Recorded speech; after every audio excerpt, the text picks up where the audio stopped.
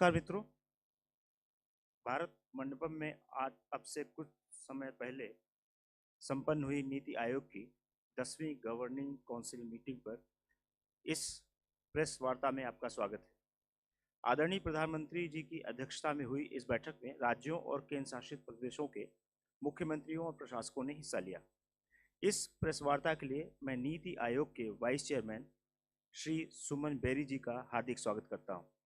साथ ही नीति आयोग के सदस्य श्री राजीव गाबा जी, डॉक्टर वी.के. सारस्वत जी, प्रोफेसर रमेश चंद जी और डॉक्टर वी.के. पॉल जी, डॉक्टर अरविंद विरमानी जी के साथ साथ नीति आयोग के सीईओ श्री बी.वी.आर. सुब्रमण्यम जी का हार्दिक स्वागत है। इस प्रेस वार्ता की शुरुआत vice chairman Shri Suman berry जी के संबोधन से होगी। उसके बाद नीति आयोग के सीईओ श्री बी.वी.आर. सुब्रमण्यम जी विस्तार से जानकारी देंगे और मीडिया के सवाल सबसे अंत में लिए जाएंगे। अब मैं माननीय वाइस चेयरमैन जी से निवेदन करूंगा कि वे मीडिया को संबोधित करें। Thank you very much, I'm sorry you had to wait. Thank you all for being here and being interested in the work of Niti Aayog.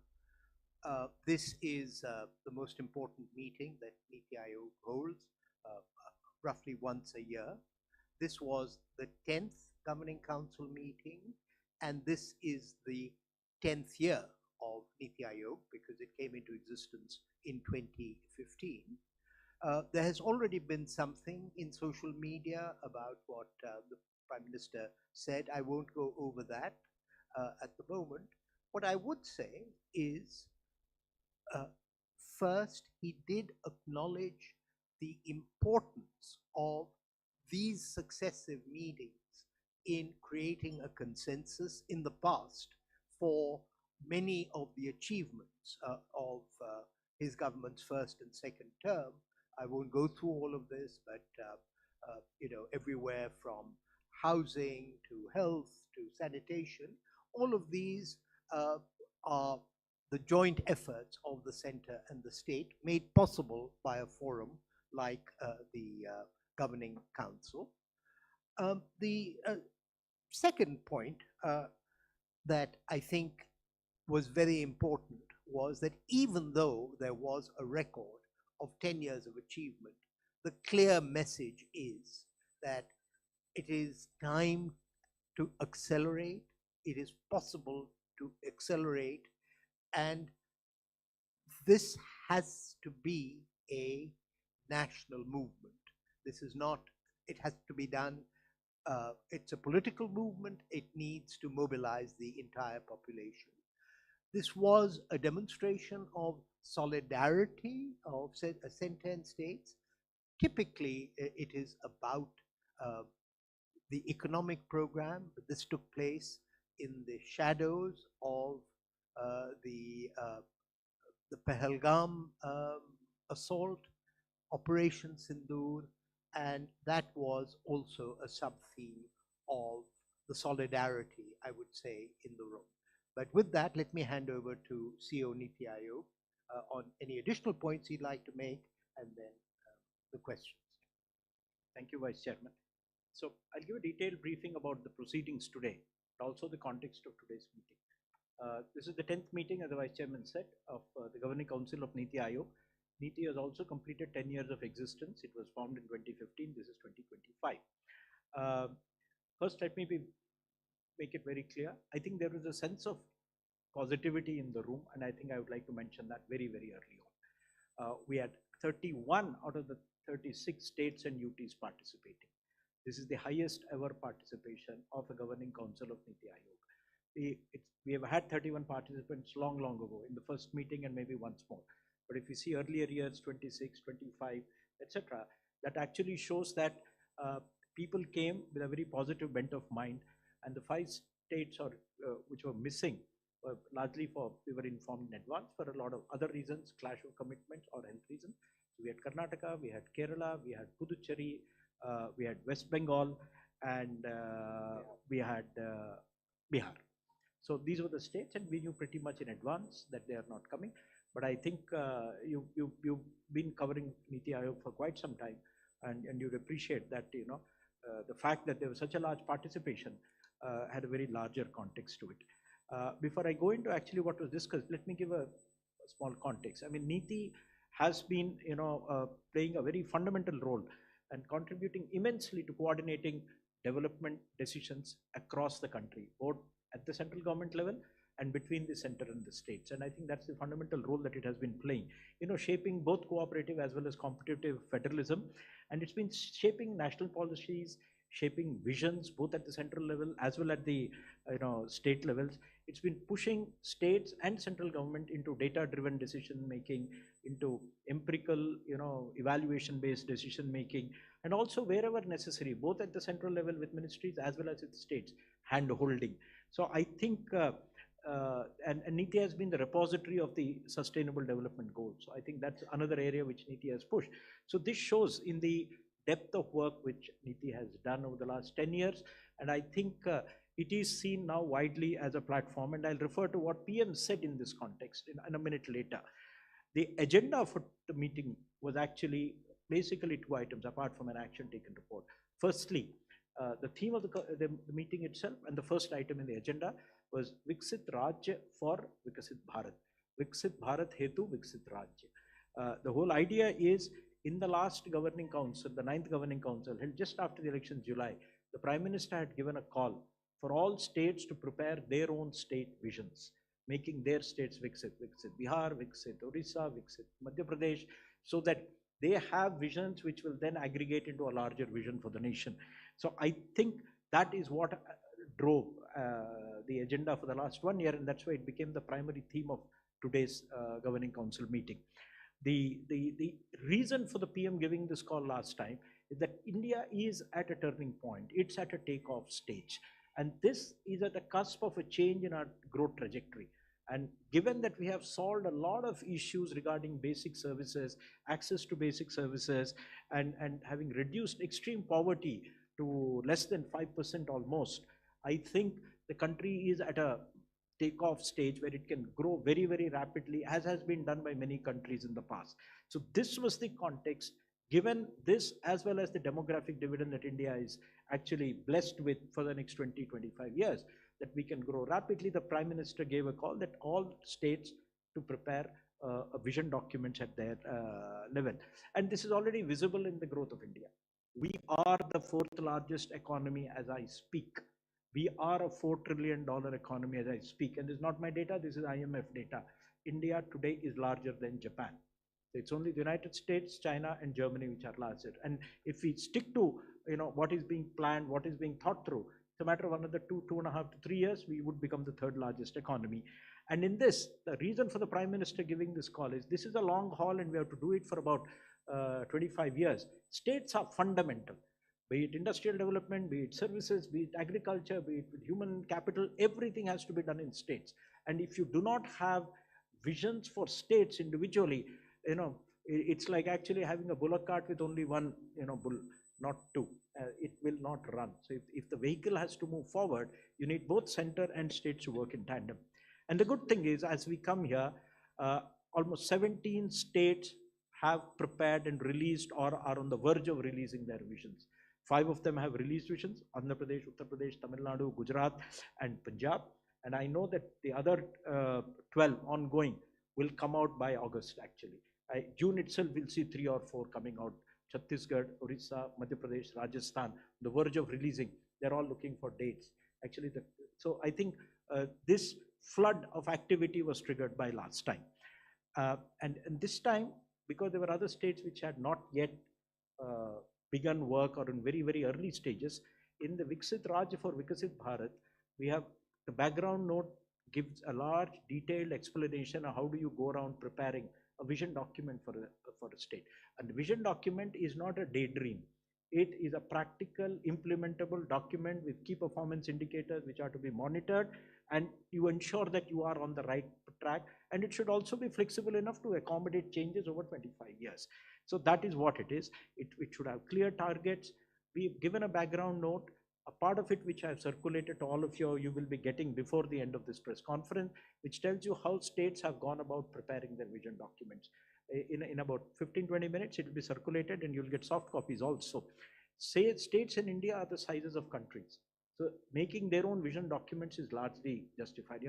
Uttar Pradesh is the size of Brazil, and Bihar is the size of Mexico. So these visions are justified, and I think that's the context in which this Viksit Raj for Viksit Bharat was chosen as a theme. And we're given guidance on how do you set goals, how do you set targets, how do you prepare strategies, how do you have monitoring and implementation frameworks, and how do you, having done a vision document, how do you carry it forward? How do you see that it is implemented and rolled out over 25 years? There was a second set of themes, which has now been the practice with the Governing Council of Niti Aayog, that there's a Chief Secretary's Conference which happens roughly in November, December every year. So we had the fourth Chief Secretary's Conference in December last year. There we had the theme of, promoting entrepreneurship, skilling, and employment so that we can leverage India's demographic dividend.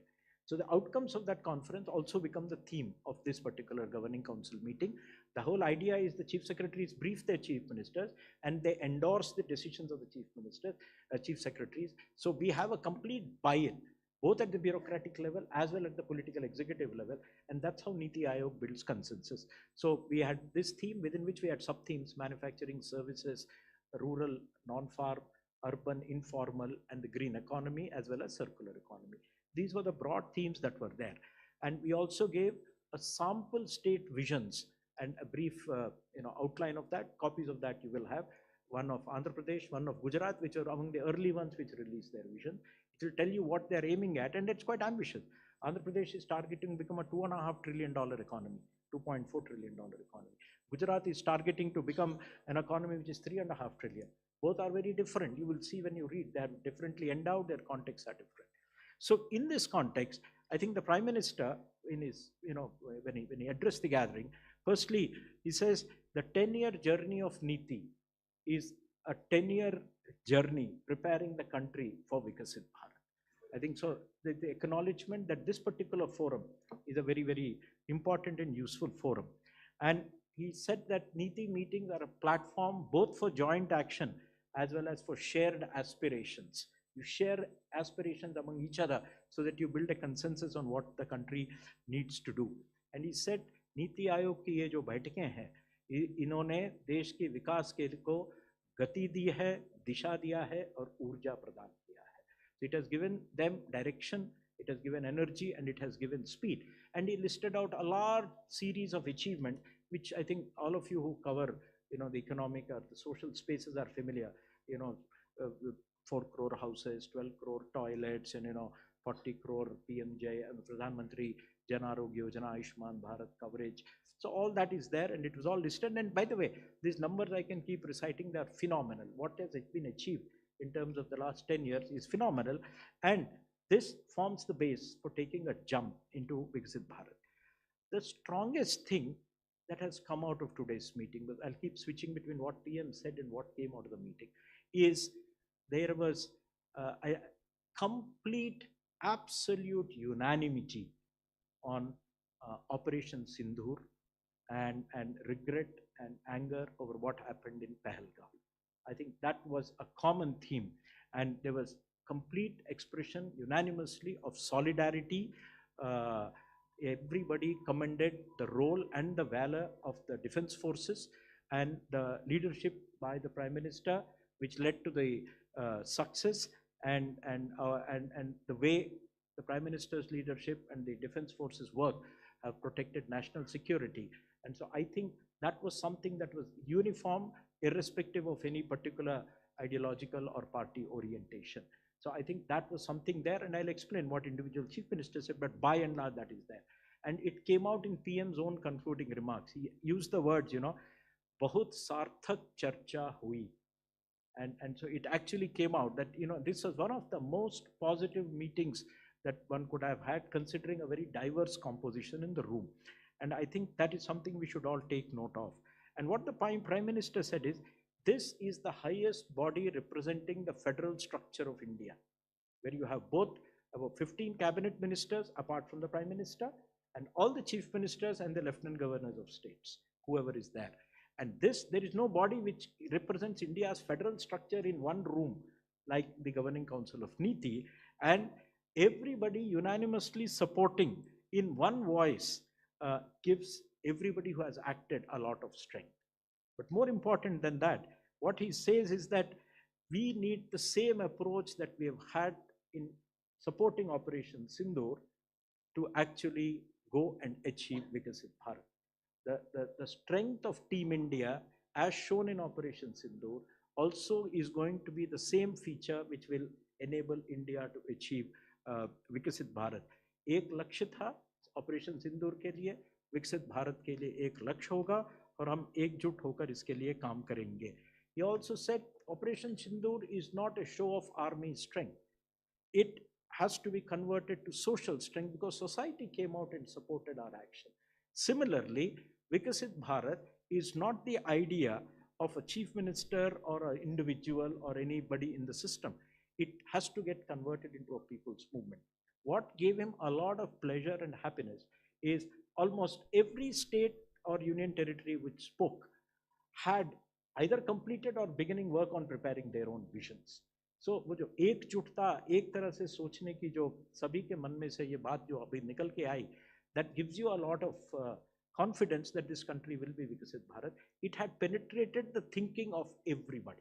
So I think that is it. And he wanted this to be carried further down to districts, possibly down to villages, so that every individual is motivated. And he said the economic jump which will come out of this attitude. The Atmanirbharta, the belief in our own equipment, our own strengths and capabilities in Operation Sindoor. If that belief and capabilities are popularized and universalized, that itself will help us do a lot more as far as achieving Vikasit Bharat. He said the most important point to note is that every state has joined the Vikasit Bharat stream of thought. So now एक प्रवाह है और सभी लोग अब उस प्रवाह में जुड़ गए हैं, and we need to take it further down. And once you take it further down, it becomes an autopilot. And once it is an autopilot, it has a self-fulfilling way of fulfilling itself. It creates an atmosphere of agreement. Going back, in his remarks, the PM covered a lot of issues. He said that Niti has been helping a lot of states, and I think this effort should be continued. He talked that states are the places where action is there. So we need to focus on the themes which are there in the agenda. If you want employment, that means you need skilling, you need entrepreneurship. States have to do the action in multiple fronts. Most importantly, they need to focus on manufacturing. They need to focus on services, which means remove a lot of bottlenecks. And what kind of bottlenecks? Changing policies, ease of doing business, removing obstacles, removing obsolete laws, reducing compliances. We have done a lot in Delhi. Some states have done a lot at state level, but there is a lot more to be done. Please work at state level, go down to local self bodies, municipalities, and see that we remove all these obsolete stuff so that investors should feel that they are welcome. And for that, there should be a friendly competition between states, create an investment friendly atmosphere in states. He also referred to a task force created by the cabinet secretary with a lot of work assigned to secretaries for deregulation. Basically identify and remove a lot of unnecessary regulation which is hindering ease of doing business at state level. So this was one area of focus. He also asked states to focus on exports, because you just don't have to have manufacturing and services. The world is there for us. The government has been signing a lot of FTAs, more are in the pipeline. We need to leverage the FTAs. And to leverage that, he wanted states to start thinking on those lines. He also talked about, the ODOP, One District, One Product program, which he had, but it's not about just one district, one product. He wanted that to be made world class. How do you make it world class? Through quality, through marketing, through packaging, so that people feel like owning it. There is a huge world outside which has a demand for local, ethnic, identified stuff. There's a huge global market. States need to work to tap that.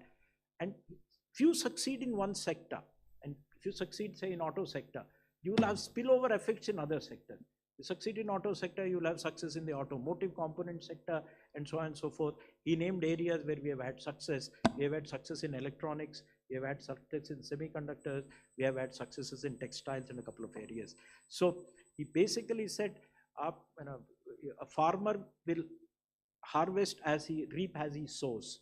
So you have to, बीज सही डालोगे और खेती करोगे तभी आप, फसल काट पाओगे. And therefore, that was one area of emphasis. The second area is, given our demographic dividend, the size of our population, I think skilling has to be given a lot of importance. We can give them the skill capital of the world, but curriculums have problems. A lot of it is outdated. In an era when you are driving a new generation cars, ITIs can train people on ambassador cars. They're quite useless.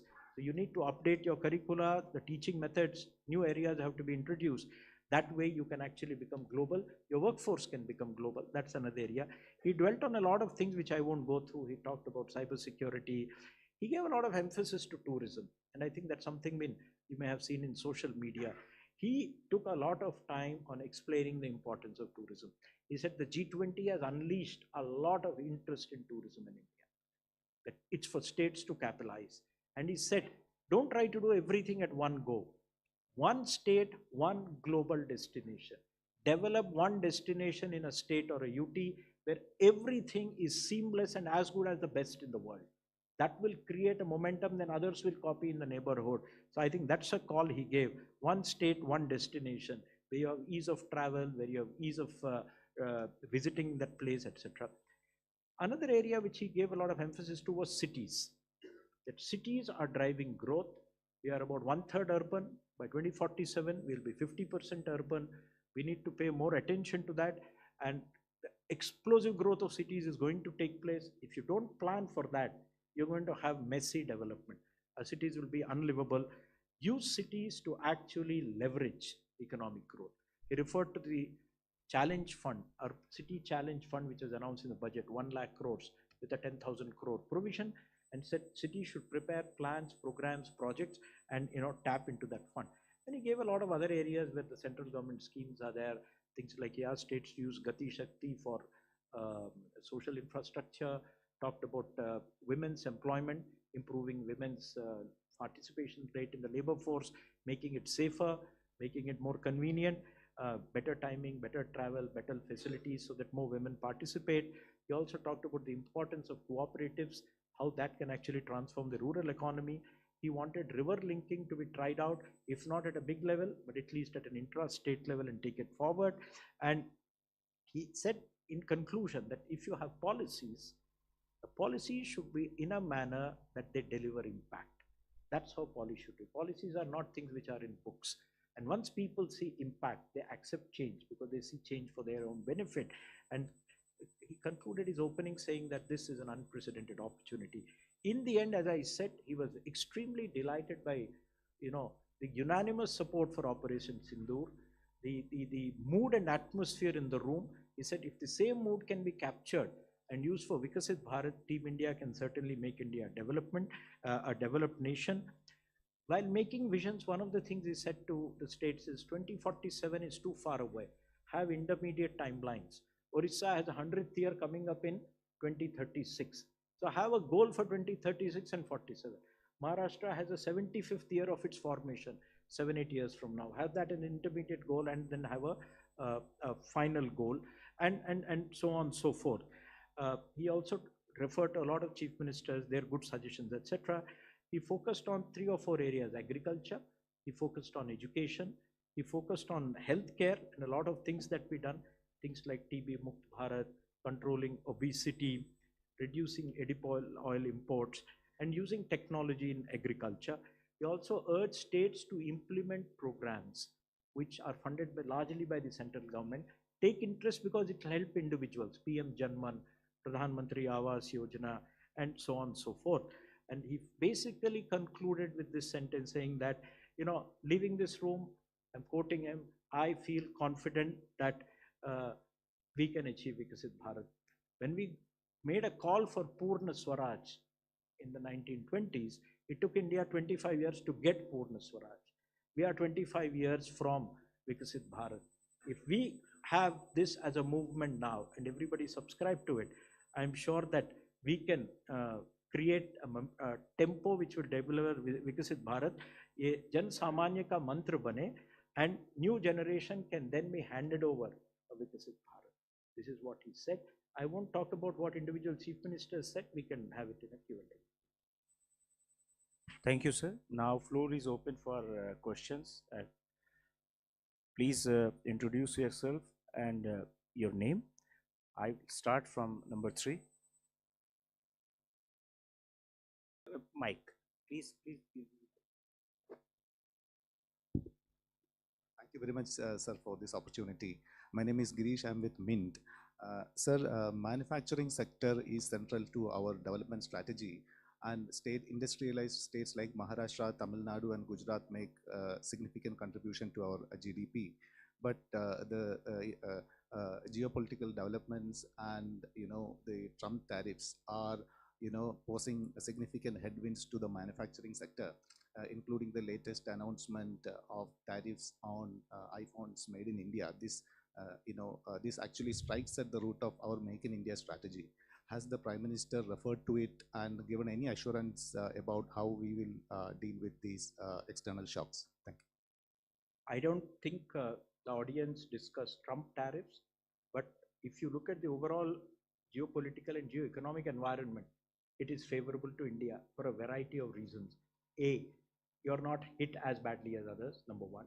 Two, you are being driven by a youthful workforce. Anybody wanting to do manufacturing on a significant scale, the only place you can get cheap labor force on a large scale is now India. So this is inevitable. What is the problem? The problem is all on the supply side. You need workforce which is skilled. You need to set out your infrastructural issues. You need to have good utilities, electricity, water supply, roads, industrial park, logistics, etc. If we do that, it is there. And you referred to some states, and that's what was referred to in the meeting. The states which are actually able to get their act going are getting it. It's for other states also to get their act going. And the agenda notes and the discussions, the CS conference, which fed into it, have very, very detailed suggestions on how to go about it. Thanks. 22. Hello, sir. This is Priyoshmita from Informist Media. Sir, I have one related question, and this is regard to an mention of FDI inflows into states in the last governing council. I would like to ask that in the current context of whatever the geopolitical situation is, are we still pitching for more FDI into states? And are there any risks that we're seeing from it? And secondly, if you could just briefly touch about the metrics that you're looking at while preparing the vision document for states. Thank you. So you have asked two completely different questions. FDI is totally different from states, okay? Because for states, it's only investment. It doesn't really matter whether it is foreign or domestic, right? So as far as FDI is concerned, if you see the figures which RBI has produced recently, the gross FDI has actually risen about $80 billion, right?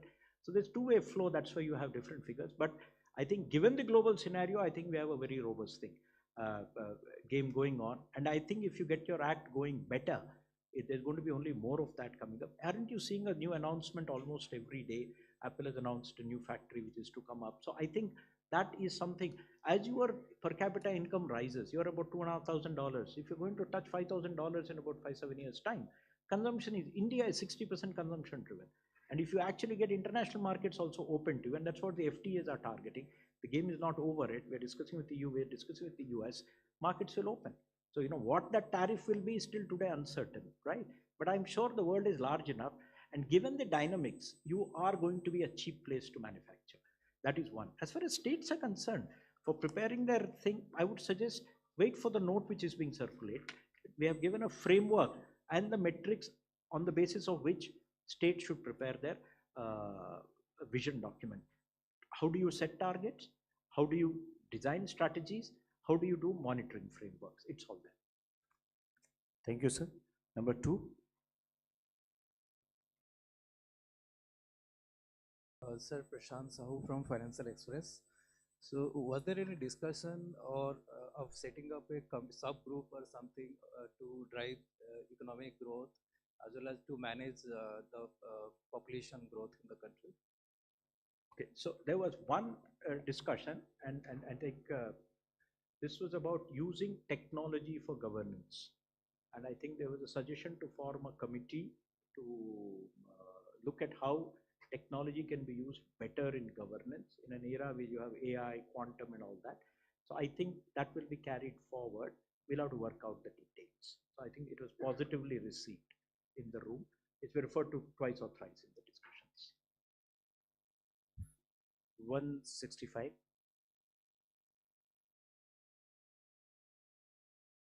Sir, मेरा सवाल है कि जिस तरह से आप लोग नीतियाँ बनाते हैं और बैठकें भी होती राज्यों के साथ में, तो राज्यों में के डेवलपमेंट में काफ़ी सारा इम्बैलेंस है, क्योंकि कई सारे ईस्टर्न राज्य काफ़ी पीछे हैं, बैकवर्ड माने जाते हैं, और वेस्टर्न राज्य काफ़ी सारे आगे हैं।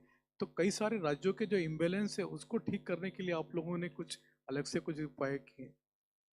ठीक है जी, जो आपने बोला वो वास्तविकता तो वही है। कुछ राज्य बेहतर कर रहे हैं, कुछ राज्य उतना बेहतर नहीं कर रहे हैं। तो नीति आयोग जो राज्यों को मदद कर रहा है विजन्स बनाने के लिए, हम केवल संपन्न राज्य जो अच्छे कर रहे हैं उनके लिए नहीं बना रहे। उड़ीसा का विजन डॉक्यूमेंट नीति आयोग से मदद से बना है। आज बात हो रही थी जून के महीने में 12-13 तारीख उनका 1 साल हो रहा है, शायद वो रिलीज कर रहे हैं। छत्तीसगढ़ में बनाए हैं। तो इस प्रकार हम राज्यों के साथ, बिहार का बन चुका है, अगले 1 महीने में उनका भी रिलीज होगा। तो ये मैंने इंडस्ट्रियली अगर मैन्युफैक्चरिंग की दृष्टि से देखेंगे तो ये राज्य थोड़ा बाकियों से थोड़ा पिछड़े हुए हैं। दूसरा, इसके अलावा आप अगर 2 बजट पहले देखेंगे, पिछले साल के बजट में, मैंने 2024 जुलाई वाले बजट में एक पूर्वोदय की उसमें जिक्र था। तो पूर्वोदय बिहार, झारखंड, वेस्ट बंगाल, उड़ीसा, आंध्रा, ये पूर्वोदय राज्यों के लिए एक कार्य योजना बनाने की का घोषणा हुआ था। और उसको क्रियान्वित करने के लिए हमने डॉक्टर रमेश चंद की अध्यक्षता में एक कमेटी बनाई है। उसमें राज्य भी उसमें शामिल हैं और विभिन्न विभागों के जो अधिकारी हैं वो शामिल हैं। वो कार्य लगभग पूरा हो गया है, पूरा ही हो गया मान के चले। 1 महीने के अंदर एक्चुअली वो रिपोर्ट रिलीज हो रहा है। ड्राफ्ट स्टेज पे थोड़ी एडिटिंग चल रही है। तो यहाँ पर ये सारे राज्य अगर देखे जाए किसी न किसी तरह से पिछड़े हुए हैं।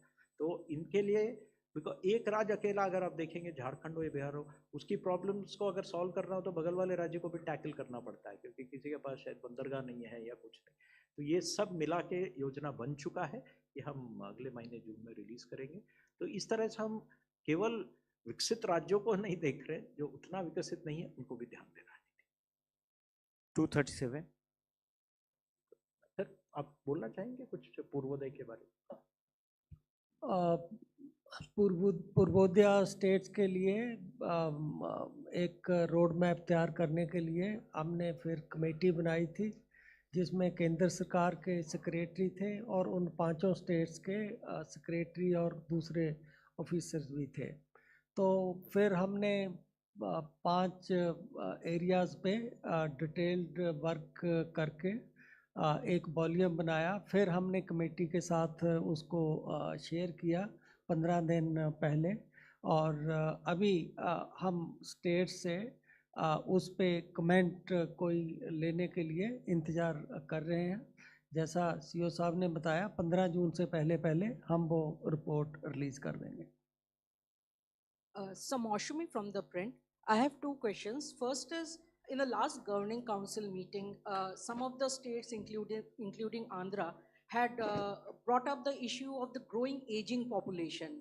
So was that discussed in this meeting also? Did the PM say anything about it? Measures being initiated to address that? One. And second, the deregulation committee that was set up by the CAPSEC after last year's governing council meeting. So what is happening there? Who is heading it? And what are the issues exactly that this committee is looking into? So first question, the answer is 0. There was no discussion on that topic at all, on demographic management. It was there last time. Nobody discussed it, not even Andhra CM, number 1. Number 2, on the issue of Cabinet Secretary's task force on deregulation, there was only a reference to it by the Prime Minister. It did not come out of the governing council meeting. It actually came out after the Chief Secretary's conference, which is in December. So this is actually identifying specific laws or rules or procedures in a large number of areas which are a hindrance to normal operations. Typically, if you want to build a building or a factory, you will need some parking space. The rules require you to have an offset parking space, some FSI. These can lead to all kinds of absurd situations where you actually can't build anything. The entire land gets escrowed. So those are the kind of issues they are addressing. That work is happening separately. When it is appropriate, the Cabinet Secretary will brief that. He is leading it. NITI is only supporting that. We are not the leading that particular exercise. 51.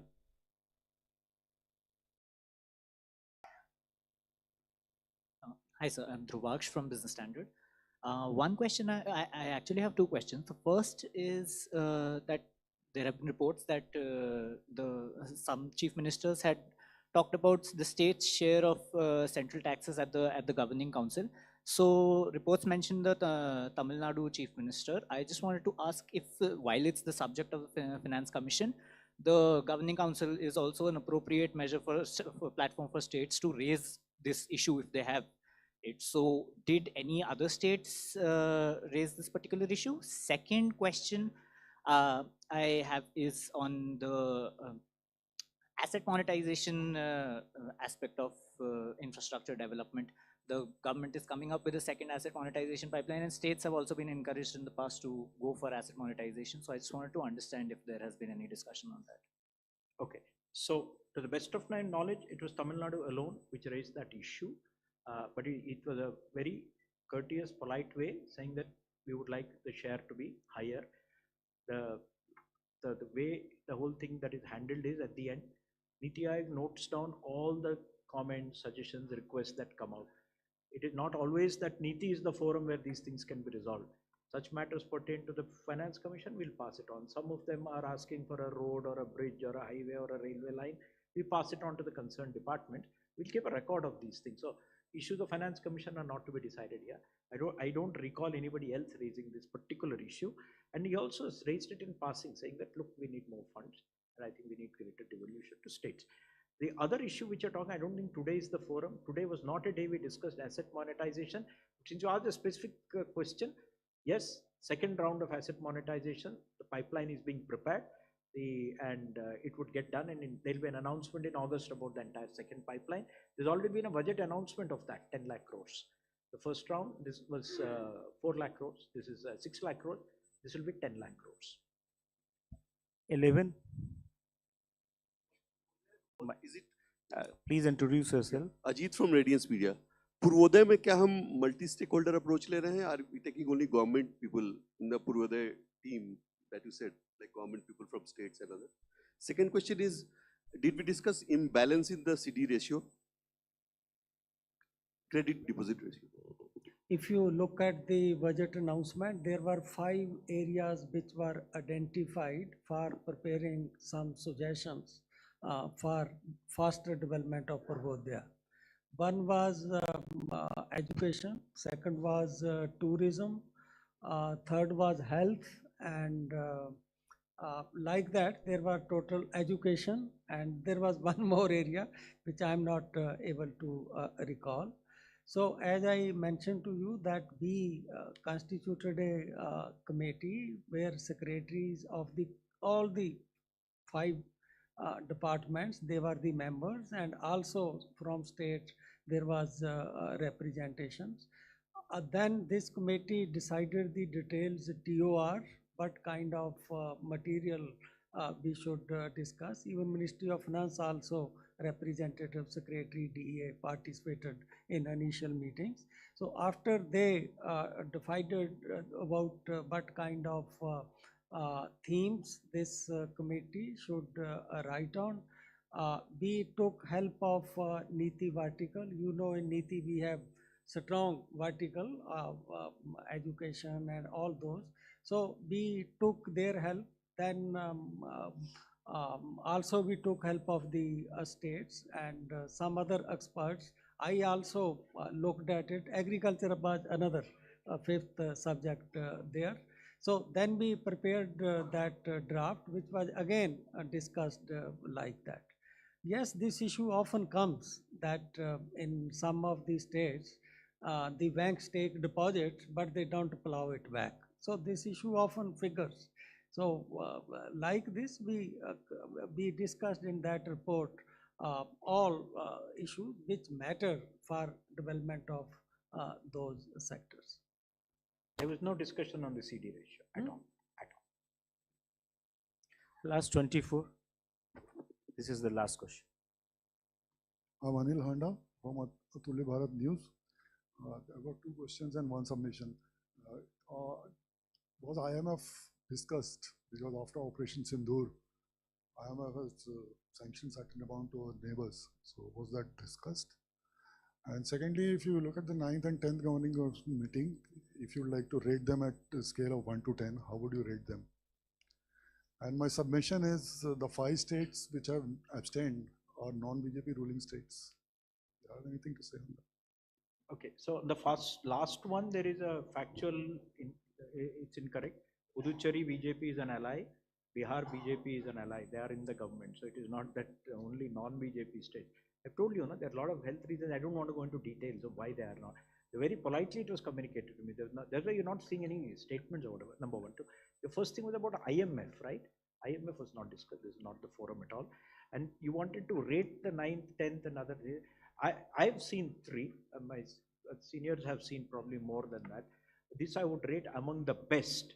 But at the end of the 8th meeting also, I'm not carrying it right now, PM said, बहुत ही सौहार्दपूर्ण वातावरण में ये बैठक हुई है. So there's one. So the 8th one was actually very, very, very polite, courteous, etc. And today he said, as I said, I repeated, he was equally emphatic that बहुत ही सार्थक चर्चा हुई है. And the atmosphere in the room had to be seen to be believed. It was so positive. And it doesn't matter, you had Umar Abdullah speaking at one end and you had Tamil Nadu speaking at the other end. You could see such a unanimity about development, and I think that's what the purpose is. I think we'll stop at the last one. Okay, 189. 189. Sir, this is Madhuparna Das from CNN News 18.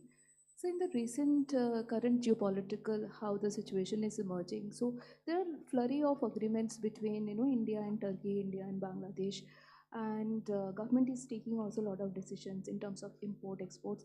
So sir, we just need to understand is are the states also in expressing their concern how to go about it? Is there any policy decision about it, about the trade agreements and all, because a lot of agreements are in public and private areas. So I have not understood it, but I don't think states have any role in trade agreements, etc. But when you have any trade opportunity, be it through an FTA or whatever, to capitalize on that, if you want to capitalize on, say, some shrimp exports, you'll have to talk to Andhra where shrimp is, You want to capitalize on textile, you'll talk to Gujarat, Coimbatore and Punjab, So I think that extent the departments do that, but I don't think there's any direct role. But the PM emphasized, focus on exports that gives you jobs.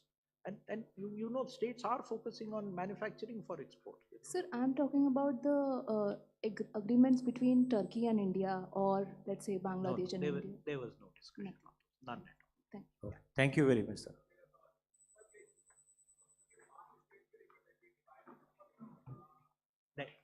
NITI Aayog governing council में केवल मुख्यमंत्री member होते हैं. तो मुख्यमंत्री नहीं होता है तो कोई सब्स्टिट्यूशन नहीं होता है. अगर सब्स्टिट्यूशन नहीं होता है तो फिर उनके पीछे कोई अधिकारी भी तो नहीं होता है. मेंबरशिप तो मुख्यमंत्री की है. It is not a replaceable thing. नहीं